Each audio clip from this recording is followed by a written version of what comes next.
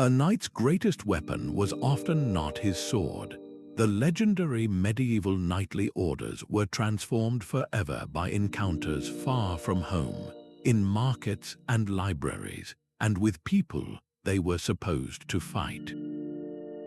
You will discover how 25 unexpected cross-cultural meetings reshaped the very soul of these warrior brotherhoods, turning them into bankers, doctors, and global strategists. How did a crusading knight find common ground with a Sufi mystic? And why did a holy order become the most powerful bank in Europe? What does it truly mean to conquer and be conquered by another culture? A Templar knight in his stark white mantle could be found not on the battlefield, but seated peacefully with a Sufi mystic. These were clandestine meetings, far from the eyes of their respective commanders, high in the quiet hills of the Holy Land. On the surface, they were sworn enemies, representatives of two faiths locked in a brutal struggle for territory. Yet in those quiet moments, they discovered a shared and profound pursuit, a yearning for a direct, personal experience of the divine that existed beyond the formal rituals of their churches and mosques. The Sufi mystics spoke of inner purification, of a spiritual ascent that required looking inward to find God. For a Templar, whose life was defined by strict rules and liturgical observance, this was a revolutionary concept. It suggested that holiness was not just a matter of following orders or attending Mass, but an internal, transformative journey. Historical chroniclers like William of Tyre only hint at these exchanges, careful not to draw too much attention to such unorthodox fraternization. But the influence seeped into the order's core. The Templars' famous discipline, their almost monastic devotion, began to take on a new dimension. It was not merely about obedience, but about cultivating an inner stillness and a direct, experiential relationship with God, a concept that echoed the Sufi path. This spiritual cross-pollination created a unique knight, one who blended martial prowess with a deeply personal mysticism. The first unexpected encounter, therefore, was not over a map or a trade good, but over the very nature of the soul. It proved that the deepest conquests could happen in silence, between enemies who discovered they were seekers on the same path. This spiritual borrowing set a powerful precedent, opening a door for exchanges that were far more worldly and just as transformative for the orders that followed. Inside the wards of the great hospital of St. John in Jerusalem, the air was thick with the scent of strange herbs and the quiet murmur of prayers in two different languages. Here, a knight of the Hospitaller order might change a bandage alongside a Muslim physician, their hands united in a common fight against disease and injury. The Hospitallers had arrived in the Holy Land to care for sick Christian pilgrims, but they soon recognized a stark truth. The medical science of their Islamic counterparts was centuries more advanced. Where European medicine still relied heavily on prayer and rudimentary practices, the Islamic world possessed a vast and sophisticated body of knowledge. They had detailed texts on anatomy, complex surgical instruments, and an entire pharmacopoeia of proven herbal remedies. For the Hospitallers, this was not a matter of theological debate. It was a matter of life and death. Their pragmatic choice was simple: adopt these superior methods or fail in their sacred duty to heal. So they began to study, meticulously translating the works of masters like Al-Razi and Avicenna, whose medical encyclopedias detailed everything from the symptoms of smallpox to the setting of broken bones. The Hospitallers integrated these texts into their own manuals, creating a new, hybrid standard of care. Their hospital administration transformed, adopting systems of patient isolation and hygiene that were standard in Baghdad but revolutionary in Europe. This was not a superficial borrowing. It was a complete overhaul of their entire medical operation, driven by an unwavering commitment to their mission. The knight who once saw the Muslim world only as an enemy to be conquered, now saw it as a repository of life-saving knowledge to be revered and replicated. This profound adoption turned the Order of St. John into the preeminent medical institution in the Latin East, a beacon of healing that drew respect from all sides of the conflict. More than that, the medical knowledge they preserved and practiced in the East would eventually travel back with them to Europe. The meticulous notes taken in Jerusalem wards would, generations later, help seed the very foundations of the medical renaissance in the West. This second encounter proves that the most powerful cultural exchanges are often born from the most human of necessities, the simple, universal desire to mend a broken body. The frozen marshes of Prussia held a different kind of lesson for the Teutonic Knights. Arriving with the fiery mandate to convert and conquer the Baltic pagans, they expected a swift, righteous crusade. Instead, they found a quagmire. The landscape itself was an enemy, a vast expanse of snow-locked forests and treacherous bogs that swallowed heavy horses and armored men whole. Their adversaries, the Prussian and Lithuanian tribes, were masters of this harsh domain. They did not fight in neat, chivalrous lines. They melted into the trees, striking from the shadows with hit-and-run raids before vanishing back into the wilderness. For knights trained in the open-field combat of Western Europe, this was a bewildering and brutal education. Their greatest strength, the heavy cavalry charge, was utterly useless in the deep snow and dense woods.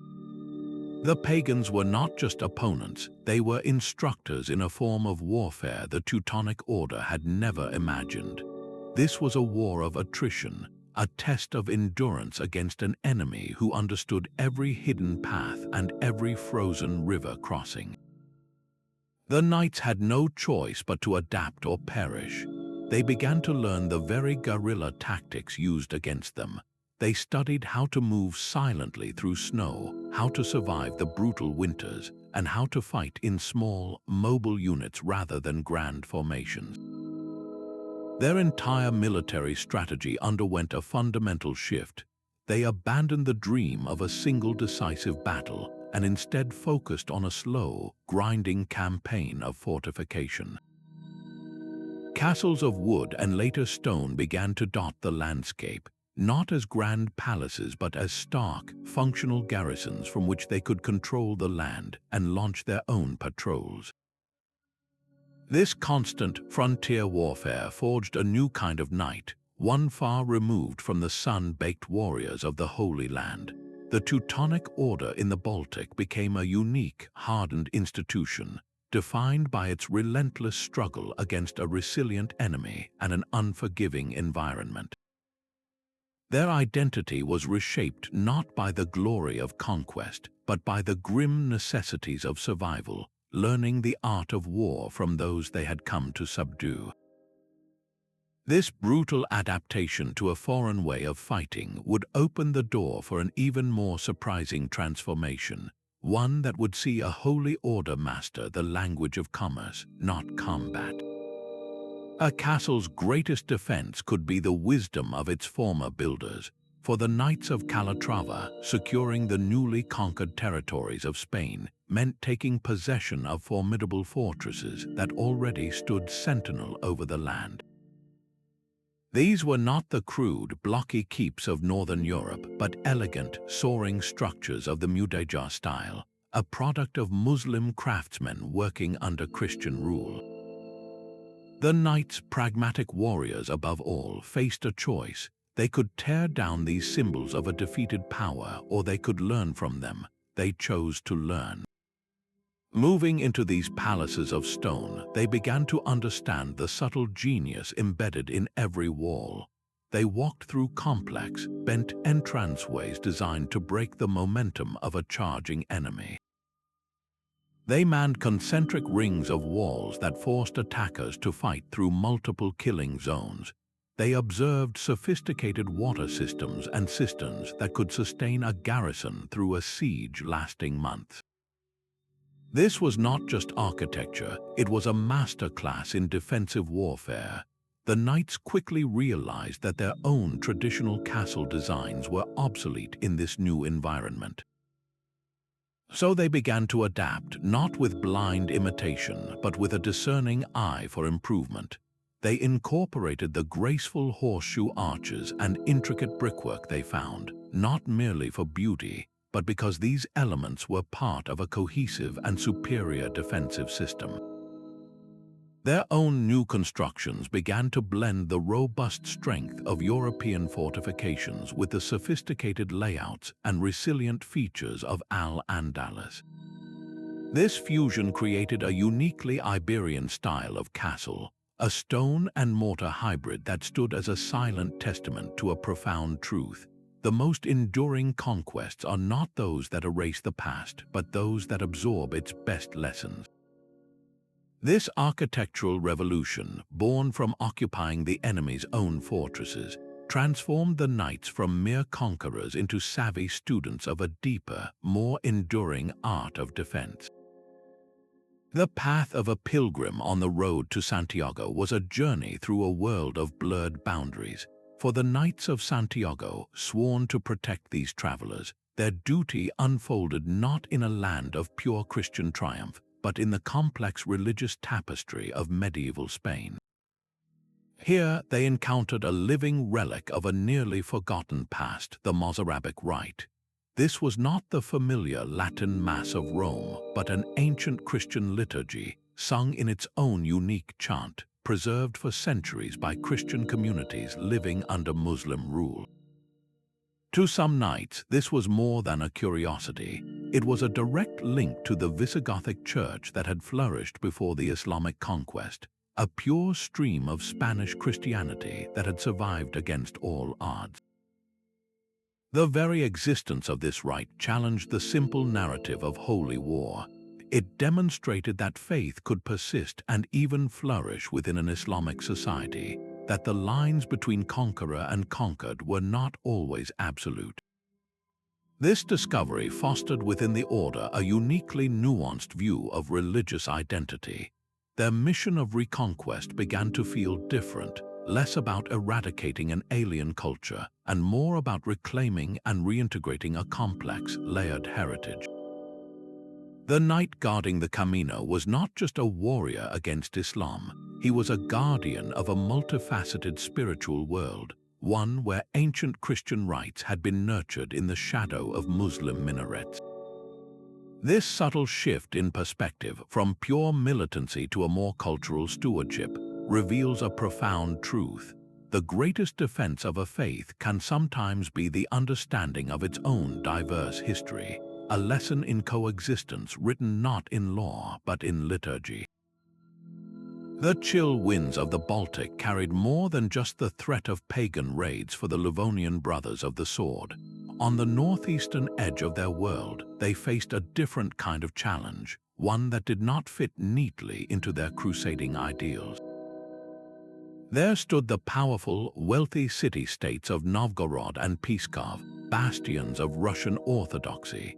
To these German knights, these Christians of the Eastern Rite were an enigma, viewed with a suspicion that often rivaled their hostility toward Islam. Their world was no longer a simple binary of believer versus infidel, but a confusing triangle of faith and power. Warfare against these Orthodox princes was common, a brutal struggle for land and influence. Yet just as often, a tense, pragmatic diplomacy took hold. Both the Livonian brothers and the Russian city-states recognized a far greater common enemy in the rising power of pagan Lithuania and the terrifying approach of the Mongol hordes. Survival demanded strange bedfellows. Temporary, wary alliances were forged, lines of communication opened, and the knights found themselves sitting across negotiating tables from men they were taught to see as schismatics. Through these strained contacts, the Livonian brothers gained their first sustained glimpse into the Orthodox world. They observed its intricate religious ceremonies, so similar yet so distinct from their own Latin rites. They learned to navigate the complex politics of the Vetch, the popular assemblies that ruled Novgorod. They studied Russian military tactics, a blend of European and steppe influences that was unlike anything they had encountered before. This constant exposure forced a difficult and necessary adjustment. The Order's rigid ideological mission to expand the domain of Latin Christendom was constantly complicated by the need to form partnerships with another branch of Christianity it was supposed to distrust. The knight on this frontier had to become a diplomat as much as a warrior, his sword often sheathed in favor of cautious negotiation. He operated in a world where the enemy of his enemy was not quite his friend, but a necessary partner in a dangerous land. This sixth encounter demonstrates that the most challenging frontiers are not always between faiths, but in the murky, ambiguous spaces between different versions of the same faith, where alliances are temporary and the path of righteousness is far from clear. A Templar's true weapon against the perils of the pilgrim road was not his sword, but a simple letter of credit. To sustain their operations across thousands of miles, the Order had to solve a problem as dangerous as any Saracen army: the physical movement of vast quantities of silver and gold. Bandits, treacherous seas, and the sheer weight of coin made traditional transport a logistical nightmare. Their ingenious solution was not invented in a European chapter house, but observed in the bustling souks of the Levant. There, Muslim merchants had been using a sophisticated financial instrument called the sack for centuries. This was a piece of paper, a promise to pay, that allowed a merchant in Cairo to give a traveling associate a document he could present to a business partner in Damascus to receive his funds. The Templars saw the profound power in this system. It eliminated the need to carry vulnerable chests of treasure. It was a system built on trust and meticulous record-keeping, two things the highly disciplined Templar order could provide in abundance. They began to emulate this model with ruthless efficiency. A pilgrim from France could deposit his entire travel fund at the Templar commandery in Paris. In return, he received a coded letter. This single piece of parchment was his key. After his long and dangerous journey, he could present it at the Templar fortress in Jerusalem and receive the equivalent value in local currency, minus a small fee for the service. They had effectively created the world's first international traveling check. This was more than a convenience, it was a revolution. The Templars became the trusted bankers for everyone from common pilgrims to powerful kings. Monarchs began depositing state treasuries in Templar houses, using the order to transfer funds for armies and to take out massive loans. The Order's network of fortresses was transformed into the nodes of a formidable financial grid, a proto-banking system that spanned continents. Their military power was now underpinned by an even greater force, economic influence. This seventh encounter reveals a stunning transformation. A brotherhood of warrior monks, by adopting the financial technology of their rivals, became the economic engine of the Crusades and the most powerful financial institution in Europe. Their cross-cultural observation did not just change their order, it changed the very fabric of medieval finance, proving that the most enduring conquests can be won not on the battlefield, but in the ledgers of commerce. Exiled from the Holy Land, the Knights of St. John found themselves adrift, their purpose unmoored until they seized the rocky island of Rhodes. Here, their world transformed from desert sands to the endless blue of the Aegean Sea. Their new adversary was the ascending Ottoman Empire, a naval power whose galleys dominated the eastern Mediterranean. The Hospitallers, once masters of land-based warfare and hospital administration, now faced a brutal education in maritime combat.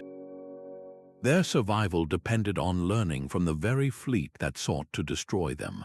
They watched the Ottoman galleys, vessels designed for speed and agility, not the lumbering transport ships the knights were accustomed to. They saw how the Turks used expert archers to rain arrows down on decks before closing in for boarding, and how their highly trained marines fought with a ferocity born from a lifetime at sea. This was not the chivalric charge of Frankish knights. This was a fluid, devastating form of naval warfare. The knights had no choice but to adapt. They began building their own fleet, but they built it with Turkish lessons in mind. Their galleys became lighter and faster, their tactics more flexible. They learned the art of the swift coastal raid, the patient enforcement of a blockade, and the critical importance of controlling the winds and currents. They evolved from hospitalers and horsemen into cunning admirals, blending their own disciplined European combat methods with the hit-and-run doctrines of the Ottoman Navy. This strategic reinvention created a unique hybrid warrior, the Knight Corsair. These men were a far cry from their predecessors in Jerusalem.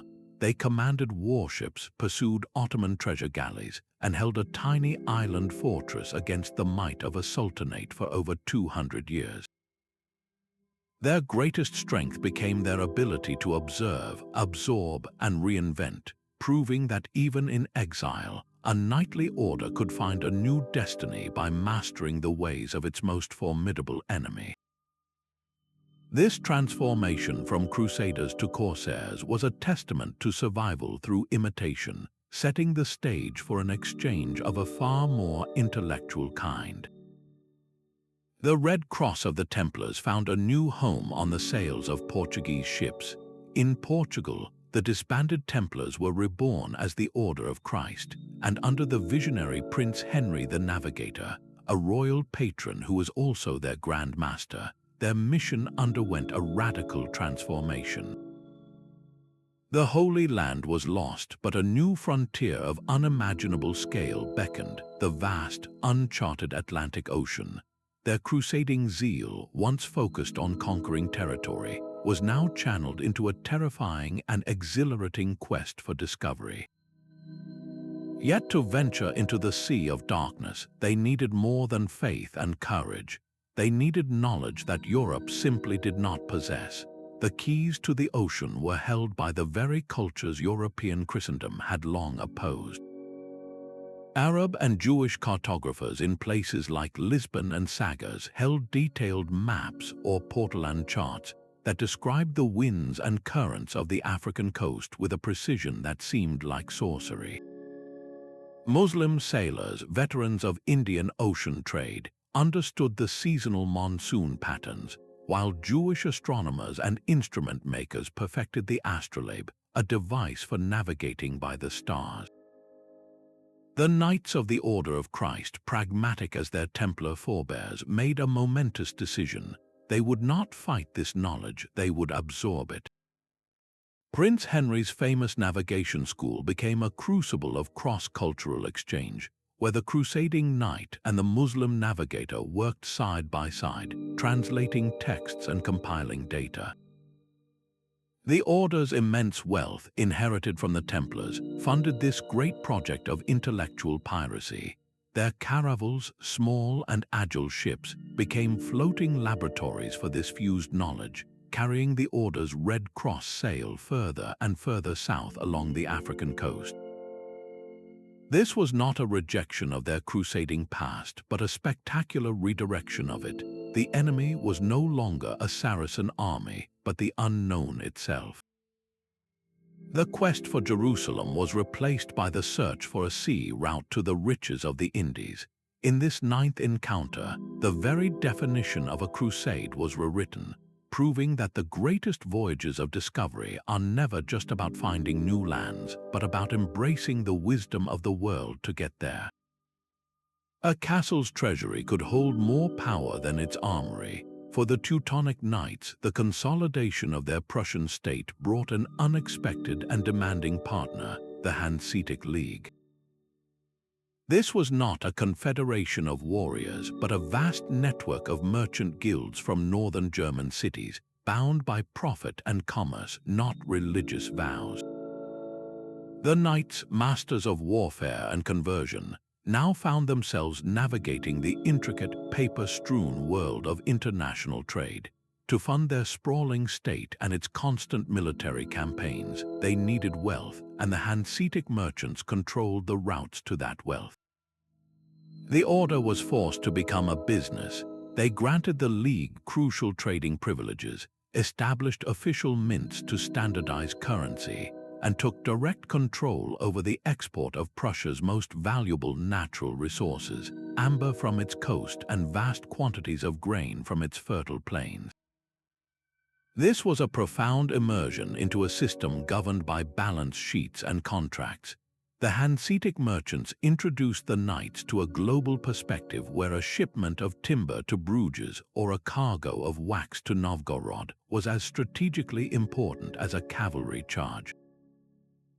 The order learned to think in terms of economic statecraft, using trade embargoes as weapons and commercial treaties as alliances.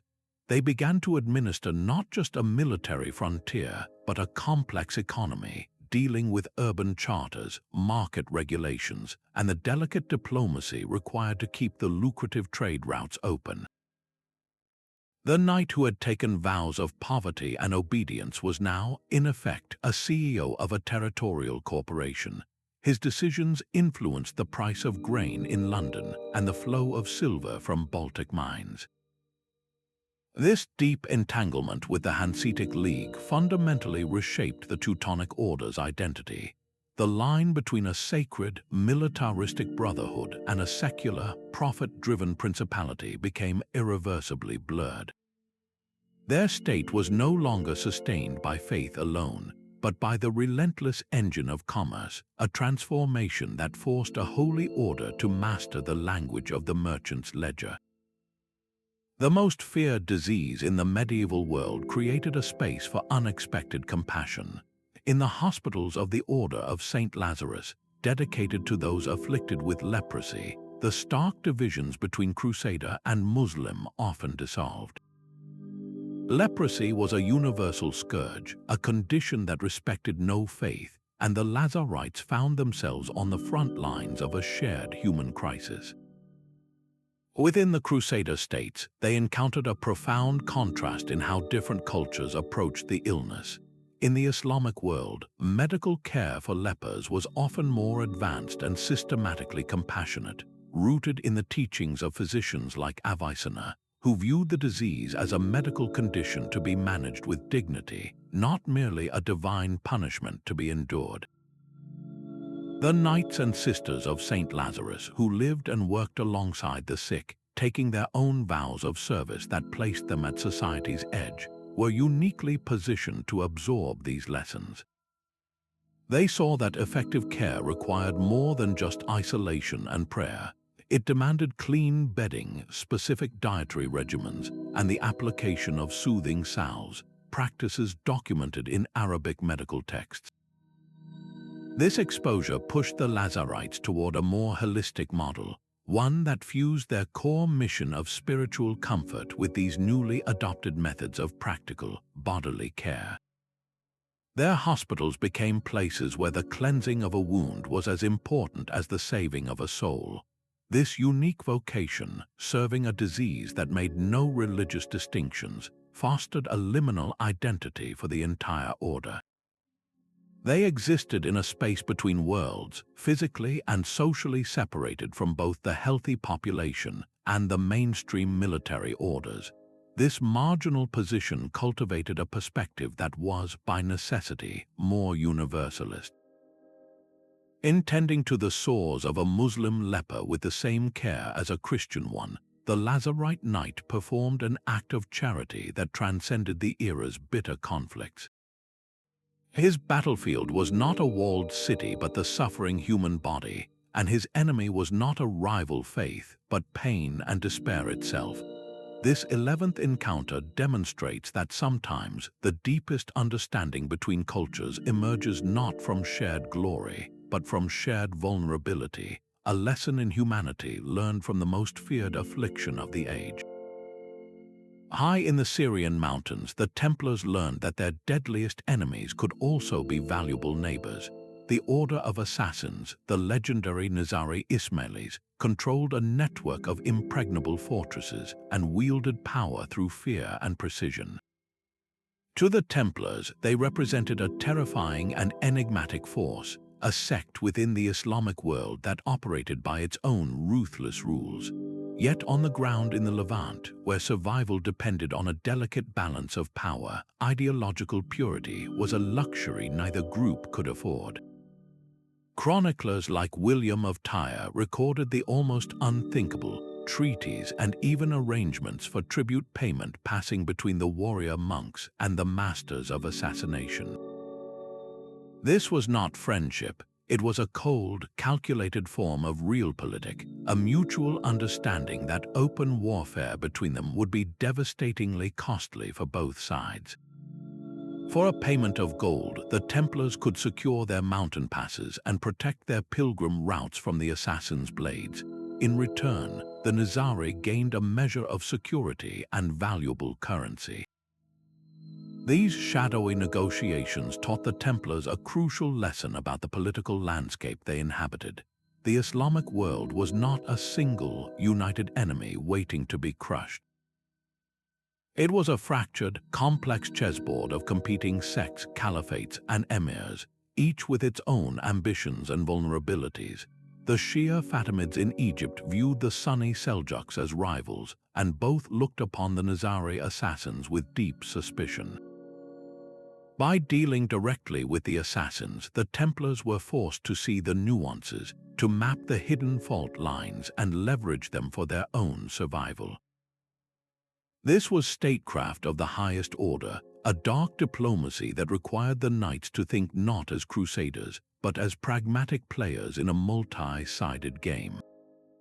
Their cross itself became a negotiating token, a symbol that could be set aside in the pursuit of a temporary strategic peace. This 12th encounter reveals that the most profound cultural lessons sometimes come from the most unlikely and dangerous teachers, proving that in the harsh reality of the Near East, even an assassin could be a more reliable partner than a supposed ally. Nothing could prepare a knight for the horror of Greek fire. A siege was already a test of endurance, but the moment this Byzantine weapon arced through the night sky, warfare transformed into a scene from a nightmare. It was a liquid fire that water could not extinguish, a sticky, burning hell that clung to stone, wood, and flesh, searing through ship hulls and scrambling the defenses of the strongest castles.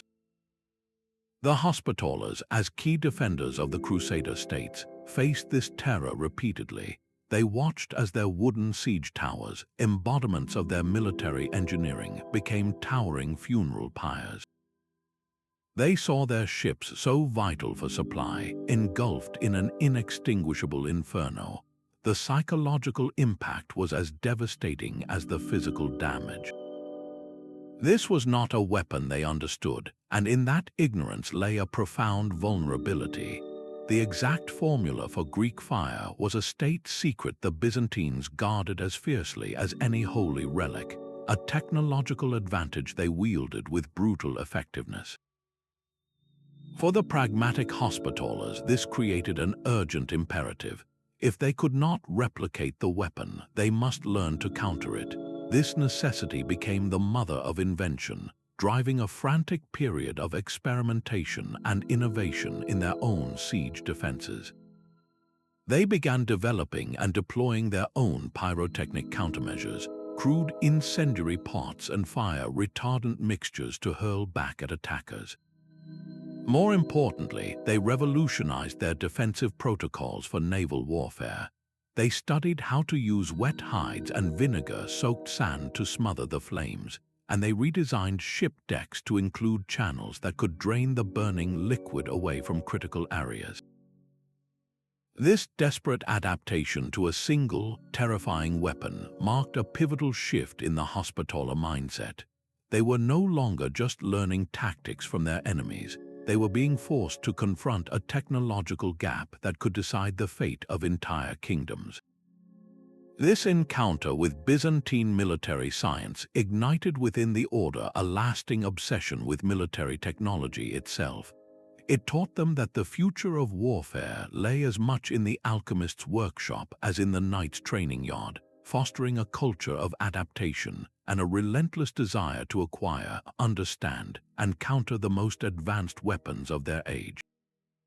This hard-won lesson in technological arms racing would define their future, priming them for the next great military revolution already creeping westward from the east, the world-shattering advent of gunpowder.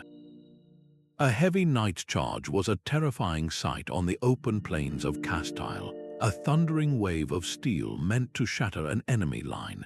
But against the Berber cavalry of the Almohad armies, this great strength became a fatal weakness. The Knights of the Order of Alcantara would watch in frustration as their formidable charge landed on empty air. The North African horsemen refused to stand and fight. Instead, they moved like a swift, swirling cloud of dust, peppering the armored knights with javelins from a distance, taunting them, drawing them out, and then vanishing before the lumbering European warhorses could even close the gap. This was not a battle of strength against strength, but of agility against armor, of patience against impetuous force. The Berber light cavalry, or Gynites, were masters of a tactical dance designed to exhaust and dismantle a heavier opponent. They perfected the feigned retreat, a maneuver that would lure a disciplined formation of knights into a reckless, disorganized pursuit straight into a pre-arranged ambush. For the Knights of Alcantara, whose identity was built on the decisive, honorable clash of lances, this style of warfare was initially seen as deceptive and cowardly. Yet, on the sun-baked fields of the Iberian Peninsula, pride was a luxury that led to defeat. The order had no choice but to evolve. They began to recruit and train their own light horsemen, often local Christians already familiar with the hybrid style of combat that had developed along the frontier. These new Gynites were integrated into the order's military structure, operating as the swift, skirmishing arm to complement the heavy knight's central hammer. The Knight of Alcantara himself had to learn a new kind of patience. He could no longer simply point his lance and charge. He had to understand the rhythm of the feigned retreat, to resist the provocation, and to fight in more flexible, combined formations where his shock power was unleashed only at the precise moment the light cavalry had created an opening. This was a profound hybridization of the very soul of cavalry warfare. The classic, idealized knight, a figure of immense individual power, was now just one piece in a more complex and fluid tactical system, a system he had learned from his most elusive adversaries. This 14th encounter demonstrates that the most effective military response is sometimes not to destroy your enemy's methods, but to absorb them, creating a new, more resilient form of warfare born from the very conflict it was designed to win. The Mongol advance was a force of nature, a tide of mounted archers that erased kingdoms from the map. For the Teutonic Knights in Prussia, the news from the east was apocalyptic. The armies of Batu Khan had already annihilated the combined forces of Poland and Hungary, and now this seemingly unstoppable horde was turning north. The order, hardened by decades of war against Baltic pagans, faced an enemy of an entirely different magnitude. In a moment of sheer desperation, the knights made a decision that would have been unthinkable against any other foe. They would not meet them with steel alone. They would try to talk. A diplomatic mission was assembled and sent on a perilous journey eastward into the heart of the Mongol encampments. This was not a meeting of equals, but a supplication. The envoys beheld a spectacle that defied all European understanding of power. They saw a military machine organized with a terrifying efficiency, a society on horseback that could mobilize and supply armies across thousands of miles. They witnessed a command structure and a system of communication, the Yam courier network, that made the feudal armies of the West look like disorganized mobs. The Mongols were not a rabble of barbarians, they were the administrators of a continent-spanning empire. The knights' plea for an alliance against common enemies fell on deaf ears, for the Mongols saw no need for partners, only subjects. Yet the mission was not a total failure. It was an intelligence coup of staggering proportions. The envoys returned with something more valuable than a treaty. They brought back a new map of the world, one drawn in their minds. They had seen the true scale of the steppe power, a political entity that dwarfed every kingdom and principality in Europe. This encounter was a profound and humbling education in geopolitics. The Teutonic Order's worldview, once focused on the local struggle for Prussia and the eternal conflict with Lithuania, was suddenly stretched to a continental horizon.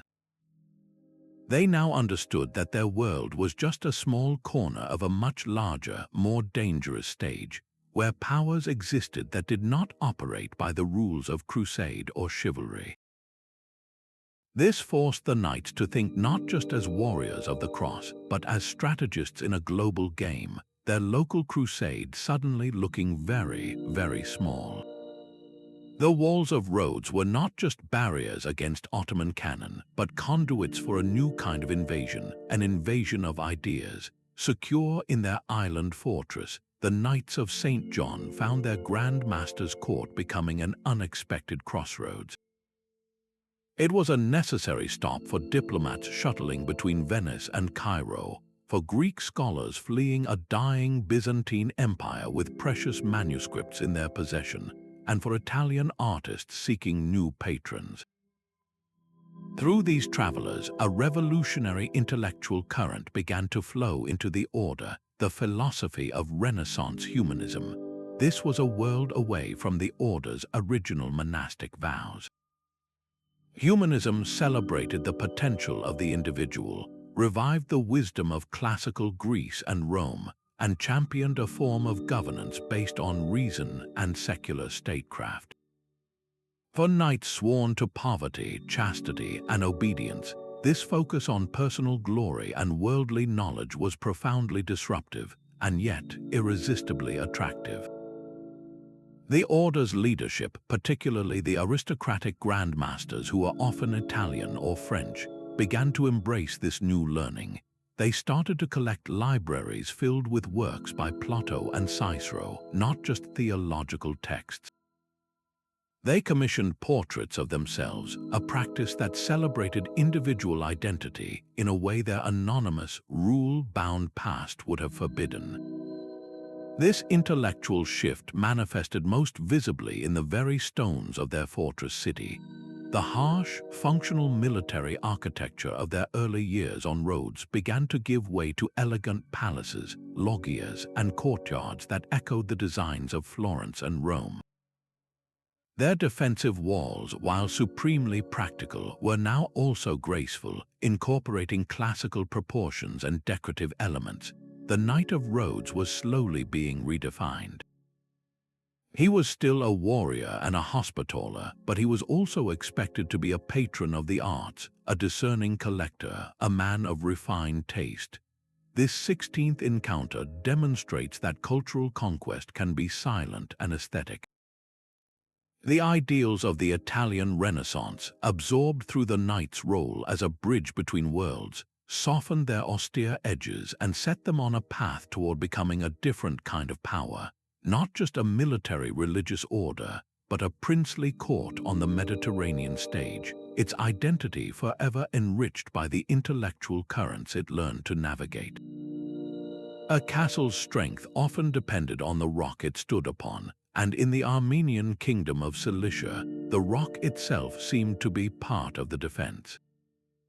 Here, the Templars found themselves allied with a Christian people whose approach to fortification was as ancient and rugged as the Taurus Mountains.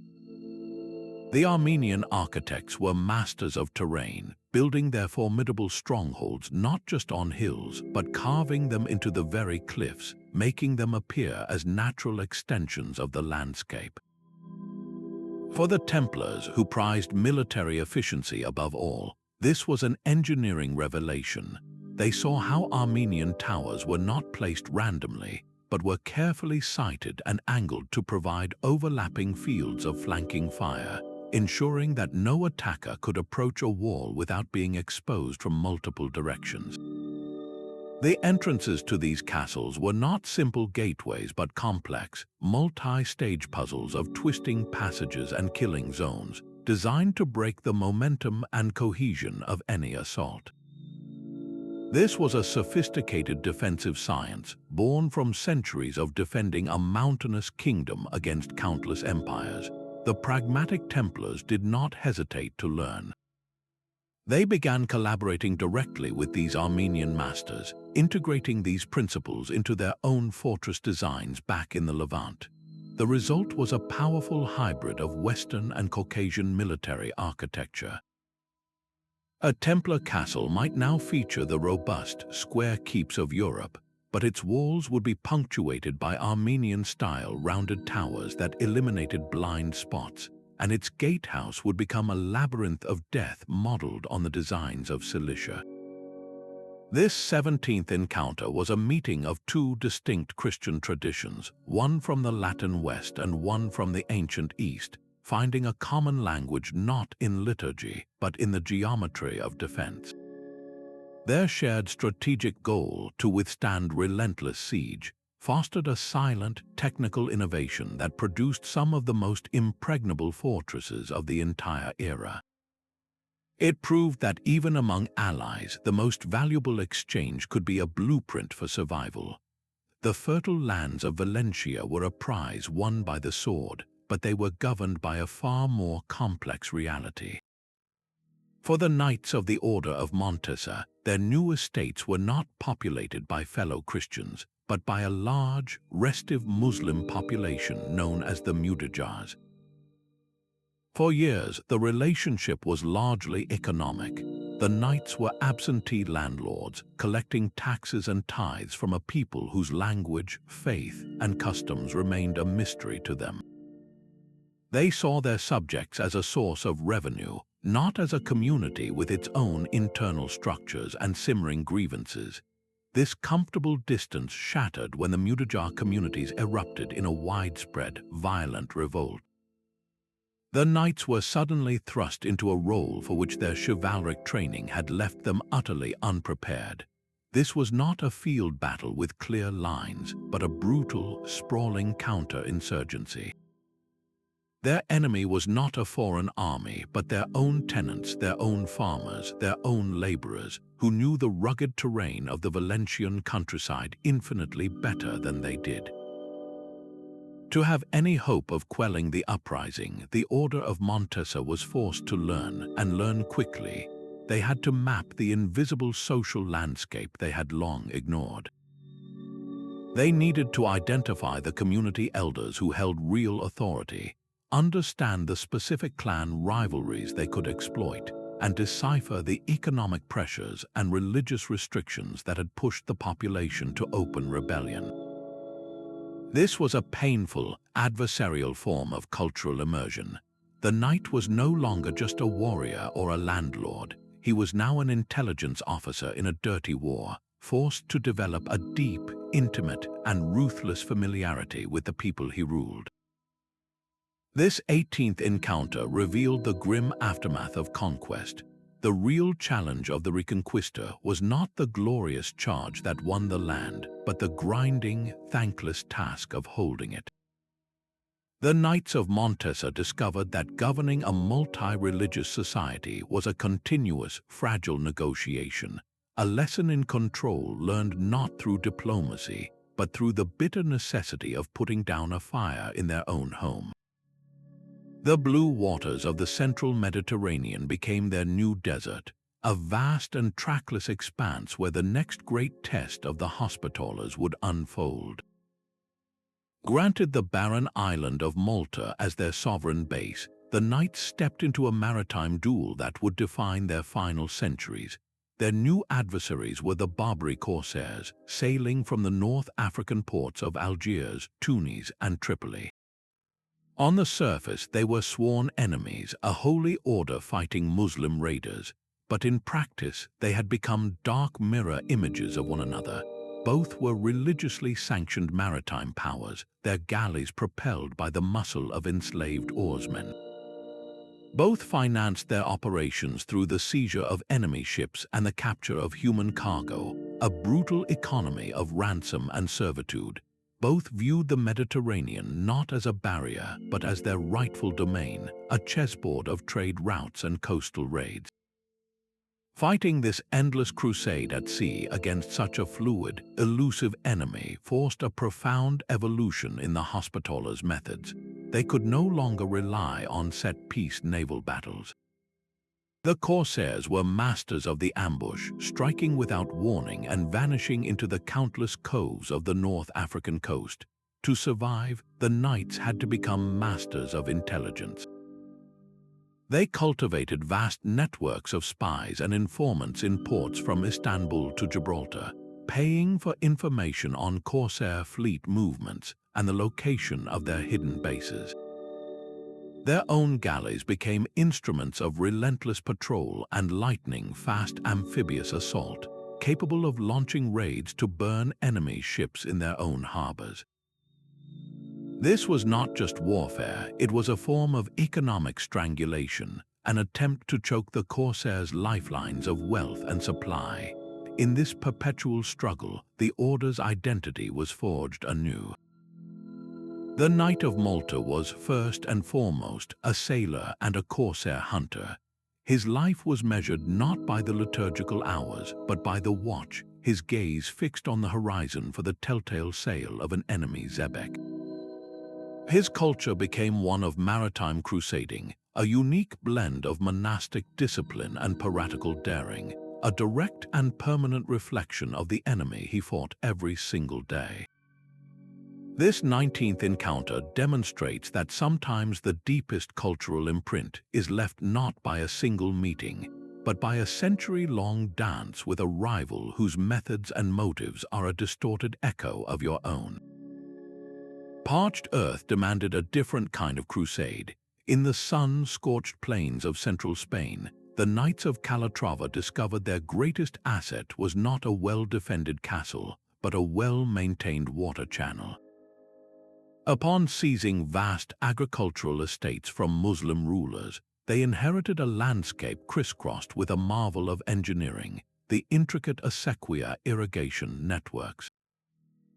These were not simple ditches, but a complex, living system of canals, aqueducts, and waterwheels, all governed by precise principles of hydrology that had turned this arid region into a breadbasket.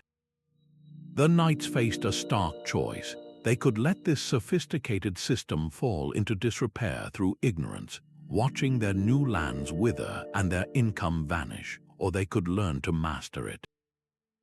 Their pragmatic choice was an education in civil engineering. To manage their estates effectively, they had to become students of the very civilization they had just conquered. They learned how to read the subtle gradients of the land, understanding how water flowed from the Sierras down through the main channels. They had to grasp the mathematics of fair water distribution, allocating specific time slots to different farmers, a system that required meticulous record-keeping and impartial administration. They employed and worked alongside the local Muslim and Mudajar engineers who held the practical, generational knowledge of maintaining the dams and cleaning the silt from the canals. This was a conquest that demanded humility. The knight, a warrior dedicated to reclaiming land for the cross, now found his daily duty involved supervising the repair of a water wheel or settling a dispute between farmers over irrigation rights. His authority was now tied to the continuous, smooth flow of water, a force that respected no faith. This 20th encounter was perhaps the most profound and silent of all. There were no dramatic battles or clandestine meetings, only the quiet, daily stewardship of a technology that sustained life itself. The cultural transfer happened not through words but through action, through the calloused hands of knights learning to manage the legacy of another civilization's genius. ensuring that the land they fought for would continue to flourish long after the fighting was done. A legal code could be a more powerful tool for control than a garrison of knights. To govern the vast, newly conquered territories of Prussia, the Teutonic Order faced a dilemma. They could impose their own rigid German feudal law from above, a system alien to the Baltic tribes, and risk constant rebellion, or they could seek a more stable form of domination. They chose the path of pragmatism. The knights, in their role as administrators, began the painstaking work of studying the very people they had fought. They sent officials into the villages to listen to elders, to document long-standing customs regarding land inheritance, property boundaries, and the resolution of local disputes. They discovered that Prussian society operated on a complex web of unwritten customary laws, traditions that had maintained order for generations. Rather than erasing this system, the Order's lawmakers did something remarkable. They codified it. They began writing these Baltic tribal customs into their own official legal statutes, creating a unique hybrid body of law. A case over a disputed field might now be judged not purely by the dictates of Magdeburg law, but by a blend of German procedure and ancient Prussian understanding of land rights. This was not an act of generosity, but one of brilliant, calculated statecraft. By incorporating the existing legal culture, the Teutonic Knights gave the conquered Prussians a stake in the new order. Resistance diminished because the fabric of daily life, the rules that governed a family's farm or a merchant's contract, remained recognizably intact even under the umbrella of the Order's ultimate authority. This legal synthesis created a more resilient and integrated state, a territory where the law itself was a monument to a conquered culture's enduring influence. The knight as bureaucrat had learned that the deepest form of conquest is not to break a people's spirit, but to carefully weave their traditions into your own tapestry of power. A new coastline meant a new kind of negotiation. As the caravels of the Order of Christ pushed further south, past the Sahara and into the Gulf of Guinea, the knights encountered not pagan tribes to be conquered, but powerful, centralized kingdoms that demanded a different approach entirely. They sailed into the world of Benin and Congo, sovereign states with sprawling capitals, complex bureaucracies, and armies that dwarfed their own small fleets. The familiar crusading script was useless here. These African rulers controlled access to the very riches Portugal sought, rivers of gold, mountains of ivory, and forests bursting with precious Malagto pepper. The knight, a representative of his order and his king, was no longer a holy warrior. He was a merchant and a diplomat, and he had to learn the rules of a new game. He found himself standing in royal courts that rivaled those of Europe in their splendor and protocol, forced to negotiate not from a position of strength, but often as a supplicant. He had to present gifts in the correct ceremonial order, understand the intricate hierarchies of the royal court, and speak through layers of interpreters to communicate with the Oba of Benin or the Manikongo of Congo. This was a profound and humbling shift. The Order's mission transformed from one of religious conversion to one of commercial exchange, a pivot that required them to see these African civilizations not as souls to be saved, but as sophisticated partners to be respected and understood. They were engaging with equals, and the entire Portuguese colonial model that followed was built upon this foundational experience. It was a 20-second encounter that proved the path to global empire was paved not just with sails and swords, but with the delicate art of cross-cultural diplomacy. The icon of a warrior saint on a white horse became a universal language in the fractured Christian world of the East.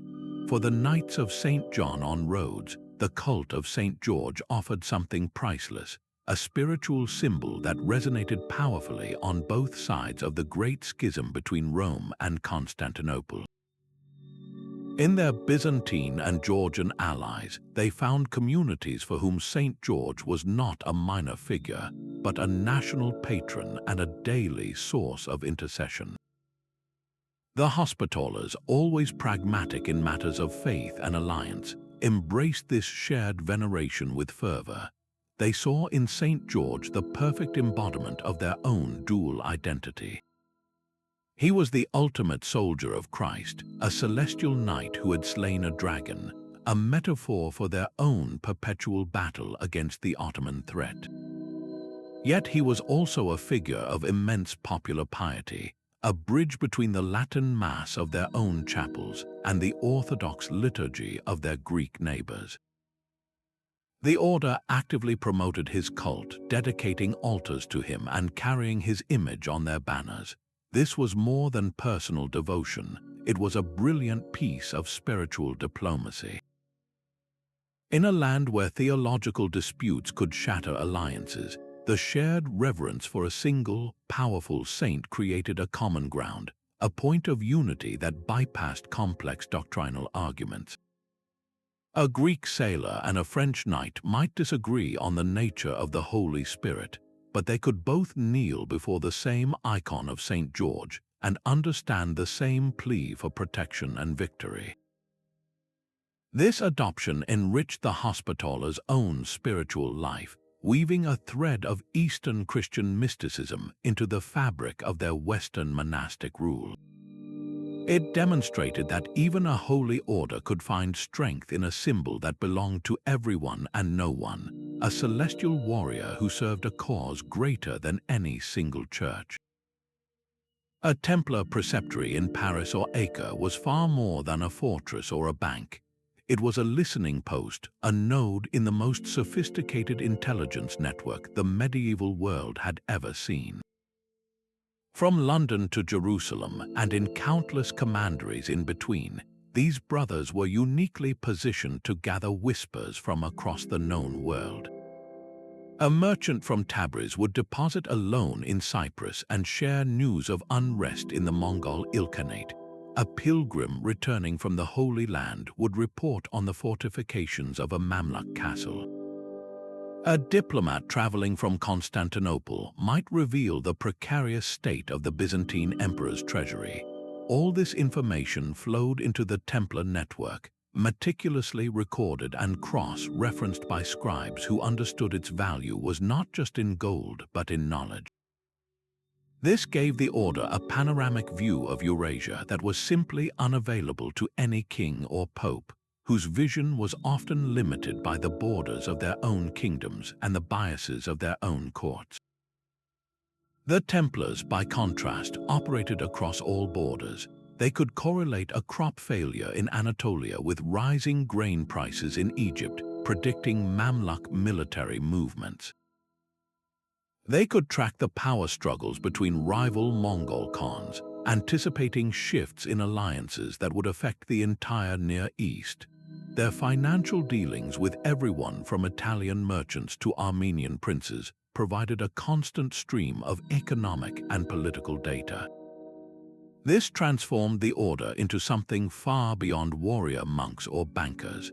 They became the premier geopolitical analysts of their age, their strategic advice informed by a global perspective that saw the world as an interconnected whole.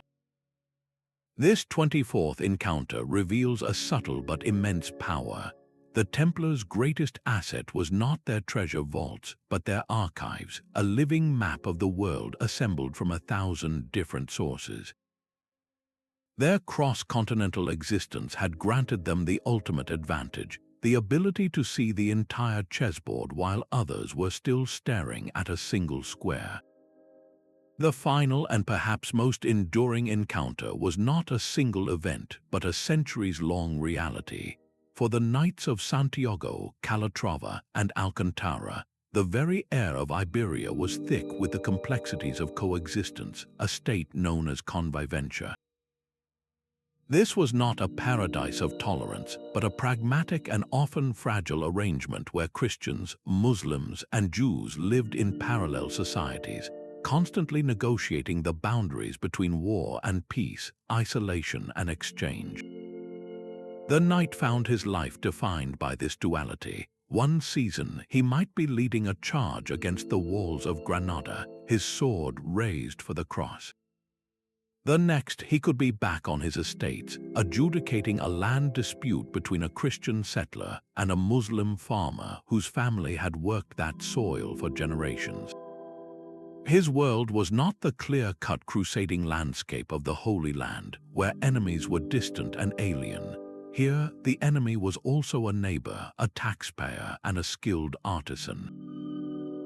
The orders learned to navigate this with a unique form of practical statecraft. They signed truces with Muslim emirs that included clauses for the safe passage of merchants from all faiths. They collected taxes from their Mudajar subjects, relying on their agricultural expertise to make the land profitable. They saw first and how Jewish physicians served in royal courts and how Arabic poetry influenced the troubadour songs of their own castles. This daily immersion in a pluralistic society bred a distinct kind of knight, one whose identity was forged not in the purity of holy war, but in the messy, constant work of managing a multi-religious world. He understood that power was not just about conquest, but about the delicate balance of governing different peoples. The crusading ideal remained, but it was tempered, complicated, and ultimately reshaped by the undeniable reality of a shared homeland. This 25th encounter reveals that the most profound changes are not always born from dramatic clashes, but from the slow, steady pressure of living alongside the other, until the lines between us and them are forever blurred. So the grand tapestry of the knightly orders is not one of pure, isolated tradition. It is a story woven with threads from 1,000 different looms. These 25 encounters reveal a fundamental truth, that the very soul of these warrior brotherhoods was forged not in isolation, but in the crucible of constant, often unexpected, contact. Their greatest innovations in castle design, banking, medicine, and statecraft were rarely homegrown inventions. They were adaptations, brilliant and pragmatic responses to the superior knowledge, strategies, and technologies they encountered far from home. This history dismantles the enduring myth of a simple clash of civilizations, a clear line drawn in the sand between East and West, believer and infidel. The reality was infinitely more complex, a world of shifting alliances, clandestine meetings, and shared necessities. A Templar knight learned statecraft from an assassin, a Hospitaller learned healing from a Muslim physician, and a Teutonic Knight learned economics from a Hanseatic merchant. Their story is not one of cultural purity defended, but of cultural synthesis achieved, often out of sheer necessity for survival. This legacy of interconnectedness stands as a powerful reminder. Even in an era defined by holy war and deep religious division, human societies could not help but interact, to borrow, to blend, and to be changed by one another. The knight in his armor, a symbol we often see as the peak of Western medieval identity, was in fact a product of the entire medieval world, a living testament to the idea that the most enduring forms of power are those that are willing to learn.